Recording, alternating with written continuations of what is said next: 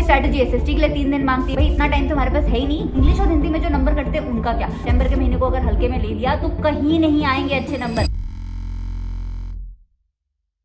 हम तो क्लास 10 की बोर्ड एग्जाम्स में 95% लाने वाले। हर क्लास 10 का बच्चा अपने पेरेंट्स को यही प्रॉमिस करता है और ये वादा ना सितंबर के महीने तक आते आते एक सपना लगने लगता है, क्योंकि ना तो हमारे पीरियोडिक टेस्ट नंबर 1 में अच्छे नंबर आए होते हैं, गर्मी की छुट्टियां हमने वेस्ट कर दी होती है, अब हाफ ईयरली एग्जाम का सिलेबस टाइम पे खत्म करना नामुमकिन लग रहा होता है। अगर तुम्हारी भी यही सारी प्रॉब्लम्स हैं और फिर भी जब तुम किताबें खोल के बैठते हो पढ़ने तो तुम्हें नींद आने लगती है, एग्जॉस्टेड फील होने लगता है, तो तुम बिल्कुल सही जगह पहुंचे हो, क्योंकि आज की वीडियो में मैं तुम्हारी सारी प्रॉब्लम्स को एक साथ सॉल्व करने वाली हूँ। लेकिन इस वीडियो को देखने से पहले मैं तुम्हें एक वार्निंग दूंगी। अगर तुम अभी भी इंटरनेट पे बैठ के हर सब्जेक्ट की अलग अलग वीडियोस देख रहे हो, स्ट्रैटेजीज बना रहे हो, तो थोड़ा थम जाओ, because you are just wasting your time. You are convincing yourself कि ये स्ट्रैटेजी वीडियो तुम्हारी प्रॉब्लम सॉल्व कर देगी, when the real problem is just that you don't study at all.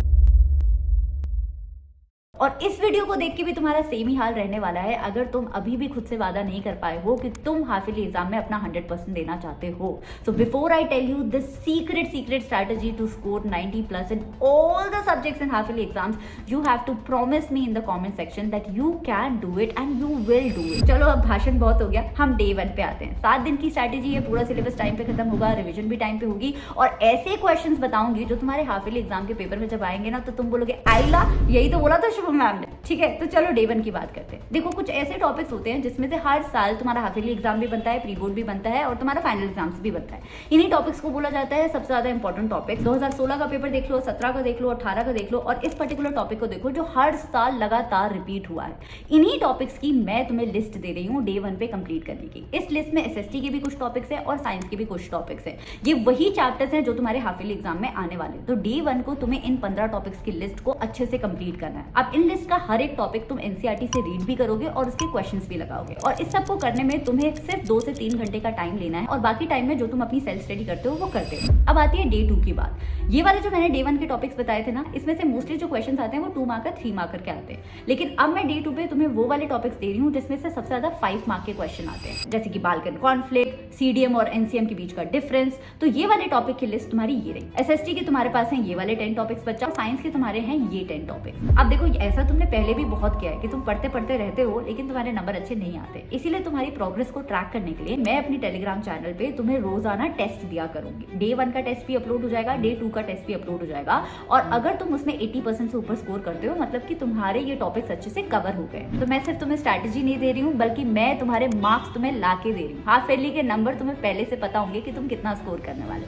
ठीक है, अब आते हैं डे 3 पे। डे 3, डे 4, डे 5 ये 3 दिन तुम्हें मैथ्स को देने हैं बच्चा। 99% बच्चों के सबसे ज्यादा नंबर मैथ्स में ही करते हैं। लेकिन अगर तुम इन्हें डे 3, डे 4 में इस स्ट्रैटेजी के अकॉर्डिंग कवर कर लेते हो, यानी कि हर दिन 2-2 चैप्टर लगा लेते हो, तो हाफ ईयरली एग्जाम से पहले जो एंजाइटी होती है ना मैथ्स का एग्जाम देने की, वो तुम्हारी बिल्कुल दूर हो जाएगी। लेकिन जब तुम इन चैप्टर्स को लगा रहे हो तो प्लीज ध्यान देना कि एनसीईआरटी के बाद के एक्सरसाइजेस के क्वेश्चन के साथ जितने एग्जांपल्स दिए उन्हें भी तुम सॉल्व करके दे रहे हो। अगर किसी भी क्वेश्चन पे अटक रहे हो तो उसे सर्कल कर लो कि यही क्वेश्चन तुम्हें मैथ्स के एग्जाम की प्रिपरेटरी हॉलीडेज में फिर से लगाने हैं। तो डे 3, डे 4 और डे 5 को तुम्हें मैथ्स के 6 चैप्टर्स लगाने हैं बच्चा। और इसके साथ साथ डे 3 और डे 4 को तुम्हें इंग्लिश और हिंदी की ग्रामर के सारे टॉपिक्स के क्वेश्चंस करने हैं और डे 5 को तुम्हें इंग्लिश और हिंदी के राइटिंग सेक्शन की प्रैक्टिस करनी है बच्चा। तो अभी तक तुम्हारा ओवरऑल शेड्यूल कुछ ऐसा दिख रहा है and with this you have already scored more than 80 marks in all the subjects. अब आता है हमारा day 6। Day 6 is very very crucial क्योंकि तुम अभी तक सिर्फ सिलेबस पढ़ते हुए आए हो लेकिन तुमने वो ब्लाइंड स्पॉट्स कवर नहीं किए जिसमें 99% स्कूल के बच्चों के मार्क्स करते हैं और यही ब्लाइंड स्पॉट सीबीएसई के सबसे डिफिकल्ट क्वेश्चंस में काउंट होता है, जैसे कि experiment based question, competency based question, cartoon based question. और ये क्वेश्चंस ना तो तुम्हें एनसीईआरटी में मिलते हैं ना तुम्हारी एवरेज रिसोर्स बुक में। ये मिलते हैं उन किताबों में जो सीबीएसई के स्टूडेंट से ज्यादा टीचर्स ट्रस्ट करते हैं। And the best book I could so far find in the market, और मैं हर साल 4 साल से बच्चों को बोलती आ रही हूँ, वो है ओसवाल के क्वेश्चन बैंक्स,